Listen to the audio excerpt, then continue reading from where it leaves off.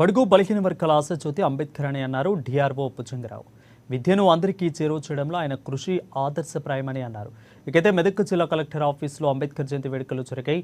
అంబేద్కర్ చిత్రపటానికి నివాళులర్పించారు. కార్యక్రమంలో విద్యార్థినుల సాంస్కృతిక కార్యక్రమాలు అందరినీ ఆకట్టుకున్నాయి. ప్రోగ్రాంలో ఎస్సీ సంక్షేమ అధికారి Sasikala, ASP Mahender, DMHO Sriram, MEPMA PD Indira, అదేవిధంగా టీఎన్టీఓఎస్ అధ్యక్షులు దొంతి నరేందర్ పాల్గొన్నారు.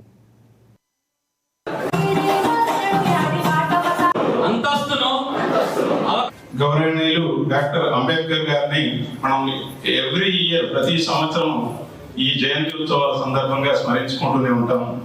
ఆ స్మరించుకునేటువంటి పరిస్థితి ఎందుకు వచ్చింది, వారు చేసినటువంటి గొప్పతనం ఏంటి, వారి గొప్ప ఏంటి, ఈ ప్రపంచానికి, ఈ దేశానికే కాదు ఈ ప్రపంచానికి వారు ఎటువంటి వెలుగును అందించారు అనేది అందరికీ తెలిసిన విషయమే. దాన్ని మననం చేసుకుంటాం ప్రతి సంవత్సరం. ప్రపంచ మేధావులలోనే అగ్రగణ్యుడైనటువంటి అంబేద్కర్ గారు, దాంట్లో ఎటువంటి అనుమానం ఎవరికీ లేదు.